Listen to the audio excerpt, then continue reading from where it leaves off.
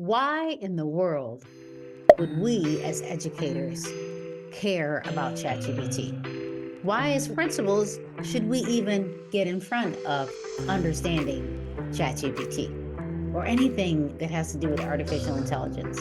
Well, my list here is going to explain that. First of all, this Saturday at 6:45, yes, a.m. Pacific time and 8:45 a.m. Central time, I'm hosting a webinar and I'm going to go over the whys. And I'm going to go over the list of whys and I'm going to show you a few things about ChatGPT. And if you are in education, if you are a school principal or a leader, or you're just a parent, I shouldn't say just a parent because I'm just a parent, or if you're a parent and you have children in the school system, or you are support staff, we need to understand ChatGPT. We need to get in front of artificial intelligence from the perspective of what it looks like in this day and age in the classroom, and even just from a teacher's perspective and from a principal's perspective. Why ChatGPT? Well, I think that we should get in front of it because just like in 1995, when the World Wide Web hit the world by storm, the internet was available. We had search engines, we had Yahoo, we have Google, we still have Yahoo. Those of you that use Yahoo, we have Bing. There are things that we can do, and it gave us access to the world.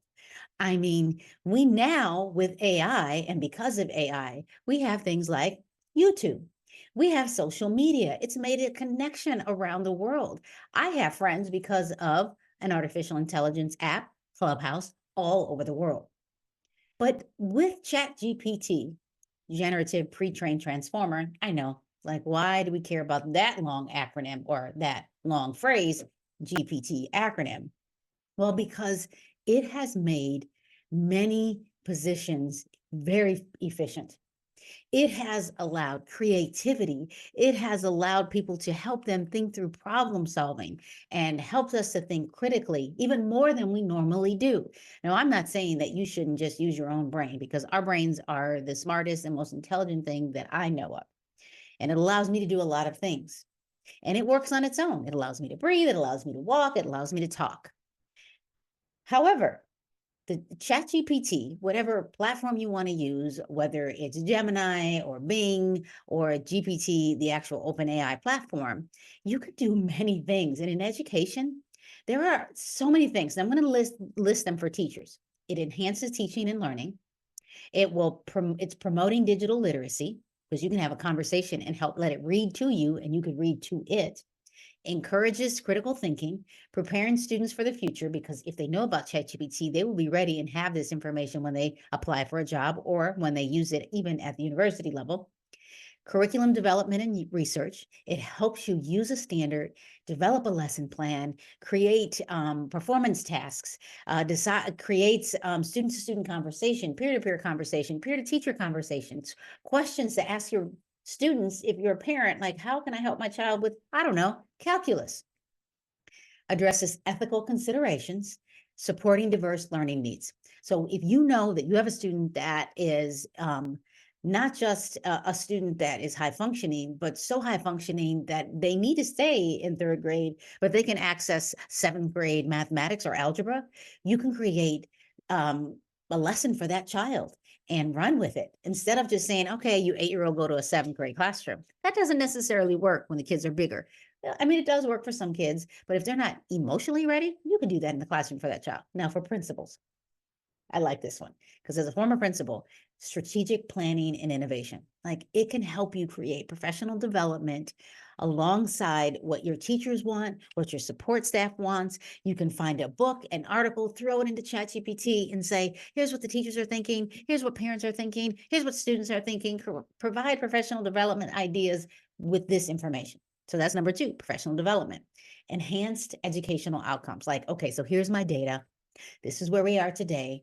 Now, I don't mean necessarily student data. I mean the overall data, ELA, math, science, or maybe a test. This is how students did on average. What are some strategies that I can do to help increase and improve what they're doing? My students already have met this. What can I do to move on to help these students? Resource and operational management. Okay, this is my school site. I'm new at this school site. Here are all these things. What are a list of things that I need to be doing first as a new principal? It'll tell you. This is a book that I just read. Here are some key things that I read about how can I implement these strategies based on this book in my new school site. Ethical and safety considerations.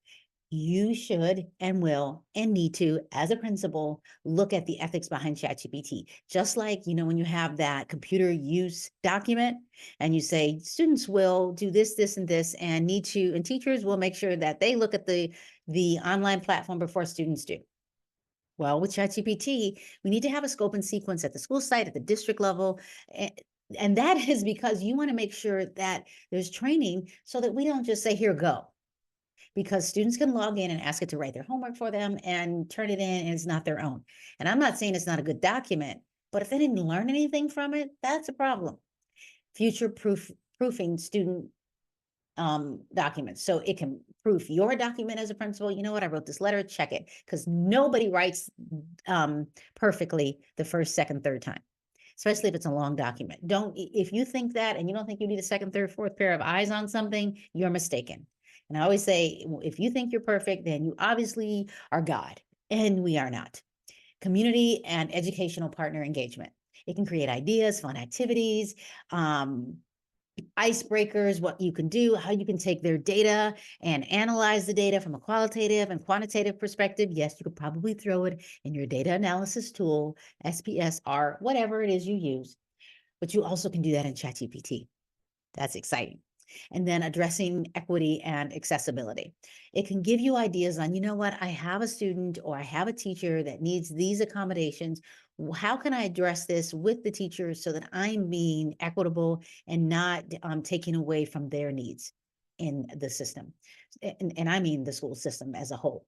And those are just some whys. Like, this is why we need to do and get into and get in front of ChatGPT. Now, again, this Saturday, you can go into my bio, or in the description, excuse me, in the description, grab the link, register for the webinar, just hang out with me, ask me anything you want. I'll go over ChatGPT. I will talk a little bit about artificial intelligence and where we came from, where we are today, and what the future looks like. I can't necessarily answer this, but we can look at what are some possibilities that can happen if we don't allow students access to ChatGPT, if we don't provide professional development for teachers and principals, and if we don't get in front of it. We're going to have that conversation. And we'll play around with ChatGPT, and you can ask me anything, or we can just ask ChatGPT what are the system's thoughts about what we're doing. And then we'll play around with what you can do as an educator using ChatGPT. You can also use the QR code that you already see in front of you on the screen and register. I want you to hang out with me. I want you to have fun with ChatGPT, and I don't want you to be afraid of learning with this technology. I once had someone tell me, I can't keep up with the technology anymore. I don't know what to do. Nobody can keep up with the technology. What we can do is learn with it. We can embrace it, learn with it, don't let it get in front of us, and then not be so afraid that we are going to stop learning with it. And I'm saying that because I think so many people are just afraid of this technology that they are on pause. Oh my gosh, we shouldn't let students have it. Do you remember that old fidget spinner thing? That when it came out, I remember there were friends of mine and even other principals that I knew that were like, no way, we need to put a policy in place. They can't have these fidget spinners. You know what? The school site I worked at decided, let's let them have it. And let's create a policy around, if they bring it, what are we going to do to allow them to use it? Well, if it's not disrupting anyone and they're using it while they're learning, and if it's stopping them from learning, we'll just put it away. But if they need it processing time to think, we'll let them play with it.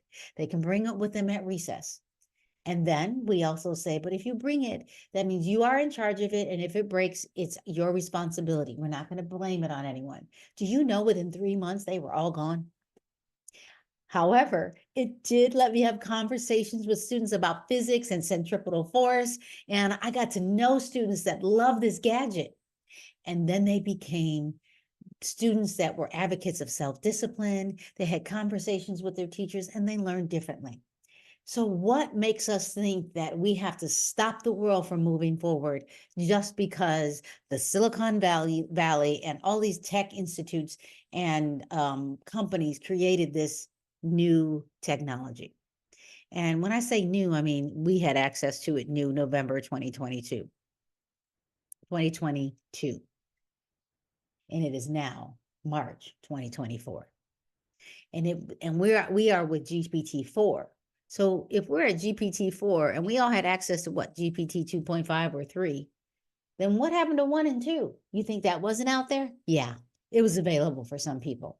And now, even if you don't think it's user-friendly, I think it is going to look a lot differently than in the future. And I believe that OpenAI and other GPT companies are going to create this so that school districts can use it and pay for it so that it is secure. I just believe that.